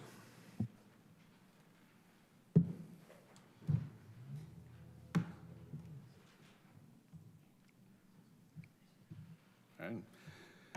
Mr. Mayor, members of council, my name is Grant Higginson, and I'd like to start off by saying that I'm here as a private citizen. I own a business in St. Catharines, and I've been heavily involved with the business community recently, but I'm also still a new resident to St. Catharines, and I've noticed that there have been a lot of people, both business owners and not, that are very concerned about the homelessness situation in downtown. So my opinions here tonight are my own and don't reflect any business or organization that I'm currently a member of. I'm here to speak on item 10.2, which is sustainable funding for a 24/7 Welcoming Streets initiative. I want to start with a process issue because it affects the public's ability to participate meaningfully. The motion in front of you describes support for the region in pursuing federal funding for expanding the Welcoming Streets initiative to 24/7 coverage. However, my understanding, based on direct discussion with the executive director of the program, is that the application currently being supported by the region is provincial and it is tied to the Safer and Vital Communities grant. That distinction matters because that program is not about downtown stability, homelessness reduction, or 24/7 outreach coverage funding, which Welcoming Streets has expressed themselves as not something they are recommending or pursuing. The grant's core purpose is broader community safety, including preventing hate-motivated incidents and related harms. So tonight, council is being asked to vote on a motion whose framing does not match the actual funding mechanism or mandate being pursued. At best, it's a drafting error. At worst, it makes the informed public input unnecessarily difficult. I'm still here to support the motion, or at least request that it be deferred until it can be corrected, because the Welcoming Streets initiative is doing good work. And we should pursue every credible funding opportunity available. Businesses and residents are asking for a visible, non-police response to street-level disorder, conflict, and crisis, and Welcoming Streets is proving it can reduce friction and de-escalate situations in a way that police and private security are not designed to do. Therefore, I believe the best possible outcome of today's meeting is to defer this item to correct its scope and to refocus it on funding, not for 24/7 coverage, but for a continuous operation under its current operating hours. But I'm also here to point out what this situation reveals. The core issue is a fundability gap. When programs are not structured around the criteria that funders require, we end up in a pattern where we chase a limited scope of whatever grant happens to be open and try to make the work fit it after the fact. That's a vulnerability for the city and region because it puts long-term stability at the mercy of short-term funding windows. If we want predictable, scalable funding, we need a model that is fundable on purpose, not fundable by storytelling. Here's the proof point. The Homelessness Reduction Innovation Fund, HRIF, a $50 million funding program that supports community efforts for targeted, data-informed projects that measurably reduce homelessness. HRIF is part of the federal government's commitment to Reaching Home, Canada's homelessness strategy, a $5 billion funding program as announced in Budget 2024. In round one, HRIF in October 2025 awarded funds to 16 communities. Leeds and Grenville, Ontario, with a population of around 100,000, received $830,720, or rounding up $8.31 per capita. St. Thomas, Ontario, with a population of around 40,000, received $448,000, or $11.20 per capita. The Niagara region, with a population of over 480,000 and a much larger crisis, received just $294,000, just 61 cents per capita. That's not a rounding error, that's a signal. Whatever the reasons for those award sizes, the external message is obvious. Niagara's proposals are not being packaged or designed at the level that funding programs are built to reward. I'm not raising that to shame anyone. I'm raising it because it signals misalignment. Federal funding rewards jurisdictions that can demonstrate measurable reductions in homelessness using quality by name data and coordinated access systems that track people from street to housing, not just counts of contacts. If welcoming streets is reported primarily as interactions and not integrated into the region's by name and coordinated access workflow, it becomes harder to justify under the funding streams that offer the most funding for these initiatives. So my ask tonight is simple and practical. Defer the motion or vote yes to support the Welcoming Streets application. But I'd like to fix the motion and add a directive. Direct staff to work with the region and the program operators to ensure Welcoming Streets become structurally eligible for the major funding streams that fit its broader purpose, whether those are provincial community safety streams or federal homelessness streams. That means 3 concrete requirements. Oh, and my 5 minutes, I'm hitting it. All right. That means 3 concrete requirements: correct named funding language, ensure the motion and staff direction accurately state the funding stream being pursued and the mandate it falls under, so the public and council are not debating the wrong thing. Request outcome metrics, not just activity metrics. Continue tracking interactions, but elevate the performance reporting indicators to diversions and inflow prevention, warm transfers completed, and housing system linkages.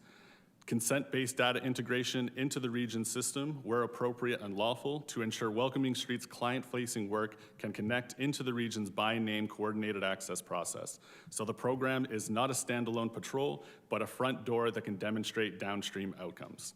If we do that, then the next time we consider supporting funding for Welcoming Streets, we won't be retrofitting the story to the grant.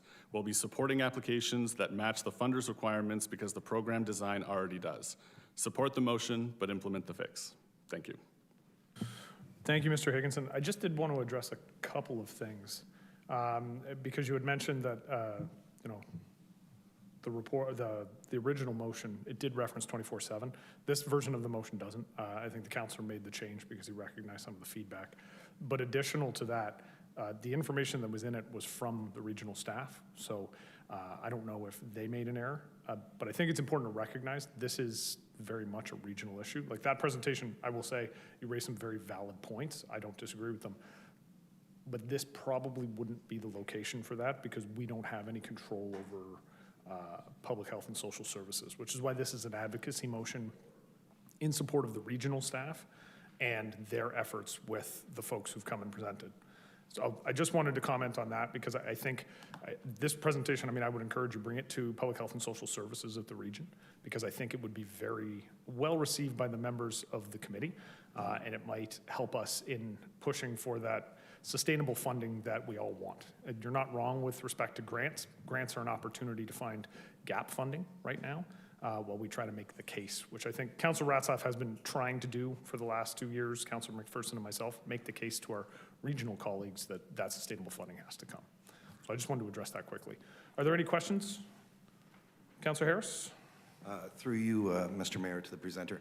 After reading the motion, is it just the 24/7 that you have an issue with, or is it Because it seems pretty generic, and if it goes towards to the region we're exploring, we want them to explore different avenues of funding. Is it generic enough for you or not really? If anything, I think it's too generic.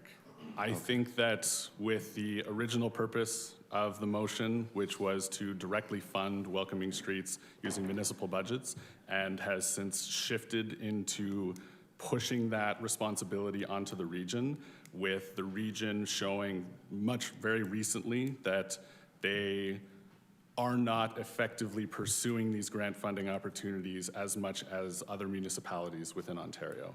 So I think that the best thing that council can do is to bring back the vote on funding directly welcoming streets, and certainly supporting or applying pressure to the region to fund welcoming streets is a great idea, and I think that anybody that's willing to pay for the initiative definitely should. But I think that and speaking with welcoming streets today, the current grants that they're pursuing or that they're aware are being pursued don't quite exactly fit the model that they're operating within. And so in my opinion, the most likely outcome of those is potentially they will get the funding, but most likely that will eventually come back into this room for municipal funding. Okay, I guess my thinking is if we make it too specific to certain grants, that might eliminate us from another pot that, say, a pot of money that the region has. So I would think like it might be better to have it more generic and show a unanimous support here and send it up to the region. That makes sense. I agree. I think supporting the region to pursue any and all funding options is a good one. And so if that's the purpose that we're looking for, then I would say yes to that. And I guess my second question through you, Mr. Mayor, you mentioned deferring it. Would it make sense to defer it if this is up in April, and we know how slow municipalities work when funding things? Would it make sense to actually defer it? Or should we actually approve this as is with removing the 24/7 and show it by voting unanimously that we're in total support of this program? I suppose that depends if a deferral would be faster or slower than introducing a new motion if that funding doesn't come through by April. I think it would probably be slower. Oh, thank you. Thank you, Councillor. Seeing no other questions, thank you, Mr. Higginson, for your presentation. Thank you. Can I have a motion to receive and a seconder to receive the delegations? Councillor Ratzlaff, Councillor Phillips, Councillor Stevens, do you mind? Thank you. All those in favor? Opposed? And that is carried.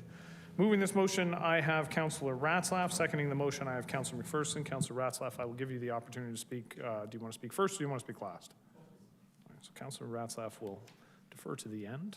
Is there anybody else who'd like to speak to the motion? There has been a change, as was mentioned earlier, pursuing federal and provincial funding opportunities. I think Councillor Ratzlaff made the point, but Councillor Harris, I think, reiterated making sure that we are encouraging them to seek out any and all funding opportunities. All right, Councillor Ratzlaff. Oh, sorry, Councillor Williamson. Thank you, Mr. Chair. Just through staff, if they could respond to the concerns that Mr. Higginson raised in terms of what our best approach is to make sure that we get this funding or any funding that's available. Councillor, I don't know if our staff can speak. This isn't funding that would be coming to the city. So I don't know if it's really fair to ask our staff. Well, I get, well, if they have anything to say about the process, perhaps. I know you're involved in it. Yep, well, If they have anything, if they don't have anything, that's fine. No, the CIO is indicating he can respond, so we'll toss it to him. Through you, Mr. Mayor, I would suggest that the motion as presented, if approved, goes directly to the region on the advocacy side. The challenge, a lot of these programs, whether it be provincial, federal, sometimes have deadlines, and the sooner we can move this forward in support of the region through the application process, the better. So I would be concerned if any delay were introduced. We really want to be able to support the region on any application. So, thank you. Yeah. Thank you, Councillor. Councillor Ratzlaff, it looks like you're up. Thank you, Mayor, through you. Just in terms of the deferral question, you see the last clause there, it talks about staff reporting back on success of the application and reporting or providing us with options when it comes to sustainable funding over the long term. So that would be something that we'd hopefully have a discussion about, whether the region is successful at securing funds or funding it come April. My frustration with the process, though, is, it's almost February now, and we know how vital this program is for the downtown, and it feels overly cumbersome to find the source for sustainable funding, especially when we've heard how much more effective this program could be if it did have that funding. So I am hoping that the region has an opportunity to take a look at the research, take a look at the work that Brock's done, take a look at the work that Welcoming Streets has done, listens to the downtown BIA and our council, and continues and acts as soon as they can to provide sustainable funding for Welcoming Streets. Just some comments on the program itself. Like, this isn't something novel that Councilor McPherson and myself have come up with, or Welcoming Streets and Positive Living and Reach have come up with. We were at AMO 2 or 3 years ago. We saw it working well in Ottawa. We did some research. We noticed that it was something that other downtowns across Ontario have implemented. It was seeing success there. The region is currently funding it. The first year they funded it at, I believe it was around $130,000, and that was based on an estimate that we came up with prior to work beginning. Now we see how much work is involved. We see that businesses want some expanded hours, and of course that comes with a bit more money. But 100, 200, that's still less than a single police officer. And if Welcoming Streets is able to take pressure off the police, off security, that means that they're doing other things that they probably is a better use of their time. At last council, we talked about trying everything and seeing what sticks to help what's happening downtown. This is a program that is working. It's demonstrated that it's working, and in my opinion, and I hope the region's listening, we should double down on the stuff that works. And we should be doubling down on this program. So with that, I hope that we're able to vote in favor of this, and I want to thank the business owners, the residents, and all the frontline workers who are working downtown for everything that they're doing to make downtown vibrant and a wonderful place to work, visit, and play. Thanks. Thank you, Councillor Ratzlaff. We'll go to the vote in just a moment. I did want to just take a moment to thank Councillor Ratzlaff for the motion. And I think it's important to also say, regional staff, I appreciate the work that's been done over the last year, and members of this council have been integral with it. I mentioned earlier, Carolyn and Talia as well have been instrumental in getting the region to take responsibility for the mandate, which is theirs, right? We've had this conversation repeatedly. When it comes to homelessness services and the services around homelessness, that is very clearly within the mandate of the region, and the region has, I think, stepped up, is starting to recognize that more needs to be done in our community. We've demonstrated over the last 2 years just how much cost has been passed through to the city when it comes to dealing with the after effects of homelessness, whether it's cleaning up our parks or dealing with needles or dealing with whatever other issues have come about. We've put a lot of dollars towards it. We continue to do that when we deal with downtown stabilization. This is one of the best bangs for their buck that the region has gotten over the last couple of years. And so I'm glad that they've taken the responsibility that is theirs to deal with issues surrounding homelessness and the other crises that are afflicting our downtown and other downtowns. I hope for a unanimous motion and unanimous support of this motion today, because it makes the case easier to ensure that the region continues to take their responsibility seriously and deal with the issues that are currently existing in our downtown. So with that, I'll look to the clerk to call the roll. Councillor Ratzlaff. Yes. Councillor McPherson. Yes. Councillor Williamson. Yes. Councillor Phillips. Yes. Councillor Lindell. Yes. Councillor Dodge. Yes.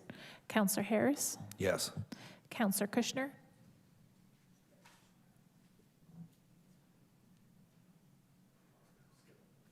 We'll come back. Counselor Mako, Yes.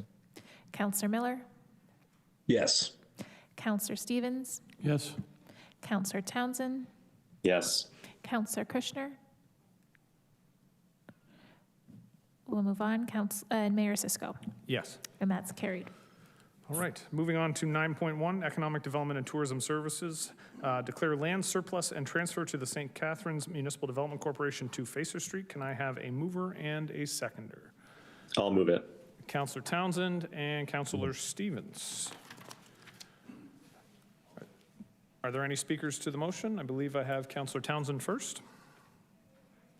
Yes, thank you, Mayor Cisco. And I wanted to just take a moment to thank staff for, we asked for this in 2023, brought the motion forward for consideration of what could be turned into if we could use this for potential affordable housing. So I want to just thank staff for bringing this forward in a recommendation. We knew it would take some time once we get the MDC up and running, but again, appreciate the work staff have put in.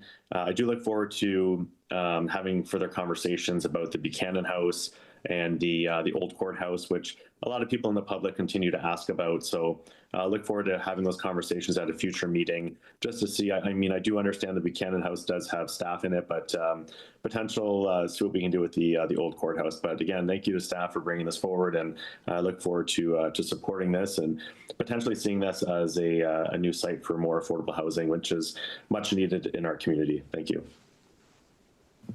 Thank you, Counselor.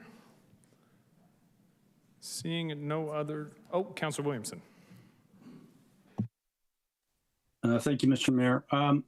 Well, I have a long experience in seeing what happens when we sell public lands, and it's consistently been an unhappy one. The Geneva Street yard, compressing everything into Lake Street, that's been difficult. And if you ask the people who live on the meadows beside it, they're not happy. We had, I could name a whole bunch of different examples. We had a Nehan Drive road allowance alongside the plaza that abuts John Page Park and the former Fairview Golfland, which would have provided a good number of parking spaces for that, since it's becoming a regional park. So there's that. As well, my other concern is the deficiency of indoor recreational programming and spaces that we have for young people and everyone else. We've lost a large number of schools that provided gymnasia and playgrounds. Of course, we lost, very sadly, the YMCA. We had Rex Steimers, which had been converted into a volleyball facility.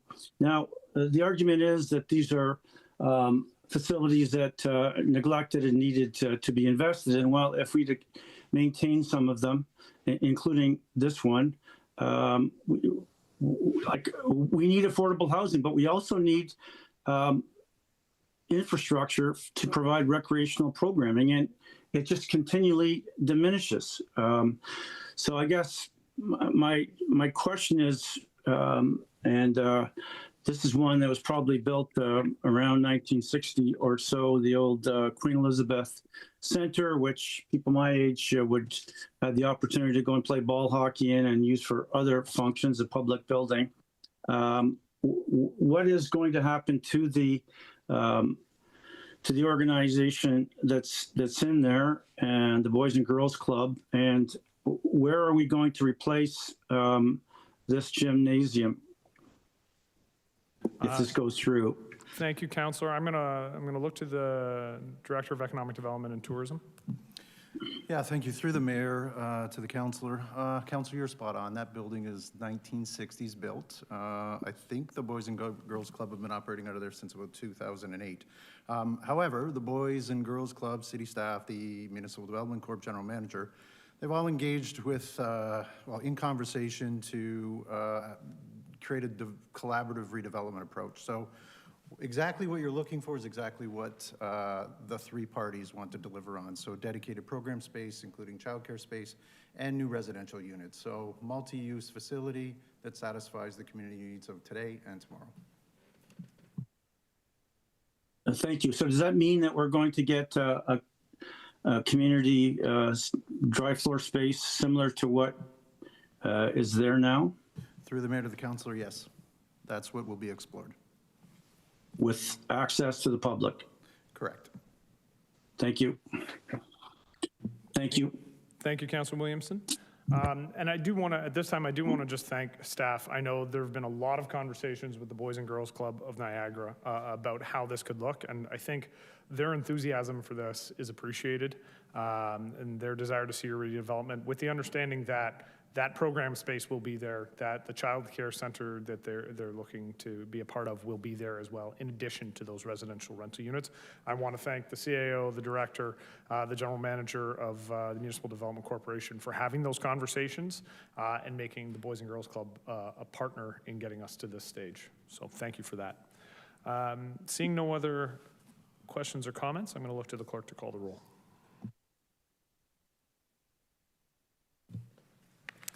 Councillor Townsend. Yes. Councillor Stevens. Yes. Councillor Ratzlaff. Yes. Councillor Phillips. Yes. Councillor Miller. Yes. Councillor McPherson. Yes. Councillor Mako. Yes. Councillor Lindell. Yes. Councillor Kushner. Yes. Councillor Harris. Yes. Councillor Dodge. Yes. Councillor Williamson. Yes. Mayor Cisco. Yes. That's carried. All right, 9.2, which is the Neil Peart Commemorative Task Force update. This was moved to the discussion by Councillor Mako. Mover and a seconder, can I say Councillor Mako and Councillor Williamson as the movers and seconder? I think so. Sounds good. All right, Councillor Mako, did you want to speak to this one? Thank you, Mayor. Just briefly, the reason I pulled it from consent is I thought there's a nugget of pretty great news in here that I didn't want to get missed, because it's $1 million project and the fundraising is just over $200,000 to date. And I know there's been some nervousness about reaching that goal in a timely fashion. Well, at our last task force meeting, we learned that the band Rush is having a 50-something tour coming up later this year, and they have agreed that remaining funds from that tour will be donated to help complete and secure this project. And I just thought that was some pretty significant news, because fundraising is tough in this environment, we're all aware. So the fact that Rush has really stepped up to the plate, I thought was news worth highlighting. And just to share that tour is happening this summer, and I believe there are 4 dates coming up in Toronto in August. So if anyone was interested in supporting the cause personally, feel free to check out the tour. But I just want to give a really shout out to the volunteer task force for sticking with it, persevering, and I do think this project is now going to make it to the finish line. And if anyone else in the community wanted to help support, there's still some limited spots available on what they're calling the fan panel. So for $500, you could have your name and perhaps a favorite Rush quote or what the band meant to you memorialized as part of that fan panel. So just some brief comments to highlight that is a good news story to share. Thank you, Councillor. Councillor Phillips. Thank you, Mr. Mayor. It's great to hear the band is coming forth with some funding. And given the fact they're going to be performing 4 times in Toronto is great. It would be great if they were performing once in St. Catharines at our 6,000 seat arena like Elton John and numerous other A+ performers. So I would hope that there'd be somebody out there that would go with and really push them to perform, because you don't have a great band without a great drummer. And he was supposed to be the greatest. So if he was the greatest, then they would have been the greatest too. So I think as a tribute to him, Rush should be here.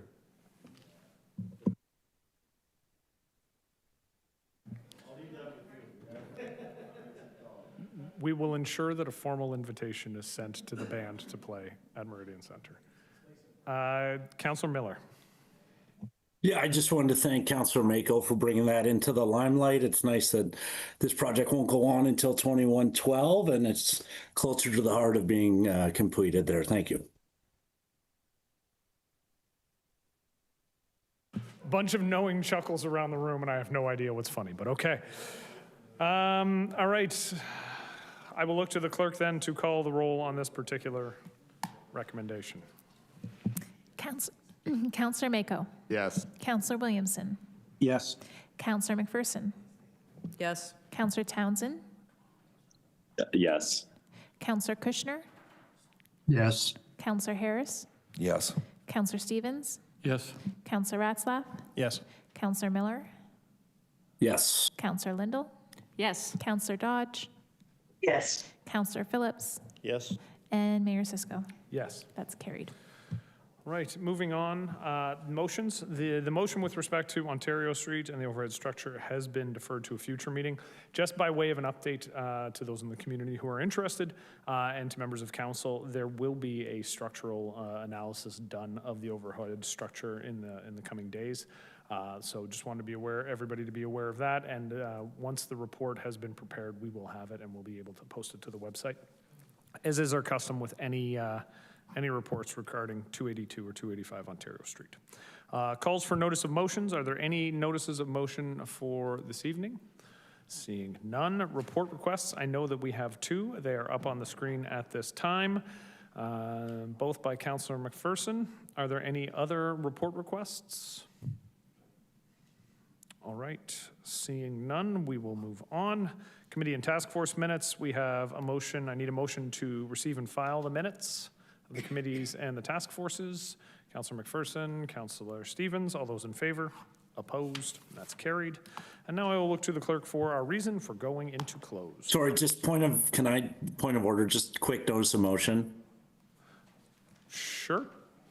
Sorry, missed that. I'll just have a motion regarding graffiti at the next meeting, and I hope that's sufficient. That's perfect. That's all you need. Thank you, Councillor. All right, so the reasons for going to closed. Councillor Kushner, did you have something you wanted to add? Yes, Mr. Mayor, pardon me, but the motion on welcoming streets initiative, I did not have my audio working. Could I vote in favor of that now? Yes, you can, and that will be duly recorded. Thank you. Thank you, Councillor. All right, reasons for going in camera. There's one item. It's from Legal and Clerk Services, Legal Services, closing premises, public nuisance, closed pursuant to Municipal Act Section 239(2)E, litigation or potential litigation, including matters before administrative tribunals affecting the municipality or local board, and 239(2)F, advice that is subject to solicitor-client privilege, including communications necessary for that purpose. Mover and seconder, Councillor Harris, Councillor Lindell, all those in favor? Opposed? In camera we go.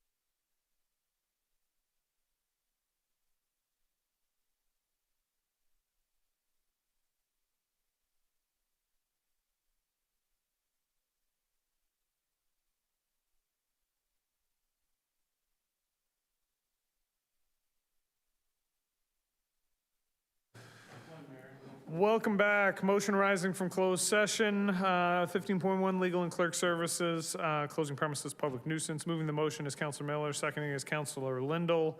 The motion is the council approve the staff recommendation contained in report LCS 017-2026 regarding closing premises, public nuisance. We'll look to the clerk to call the roll. Councilor Lindell. Yes. Councilor Miller. Yes. Councilor Phillips. Yes. Councilor Ratzlaff. Yes. Councilor Stevens. Yes. Councilor Townsend. Yes. Councilor Williamson. Yes. Councilor Dodge. Yes. Councilor Harris. Councilor Kushner. Yes. Councilor Mako. Councilor McPherson. Hundo P. And Mayor Cisco. Yes. That's carried. Can I have a mover and a seconder for the bylaws? Councilor Phillips, Councilor Lindell, all those in favor? Opposed? And that's carried. Motion to adjourn. Councilor Stevens, Councilor Phillips, all those in favor? Opposed? Good night. Good night.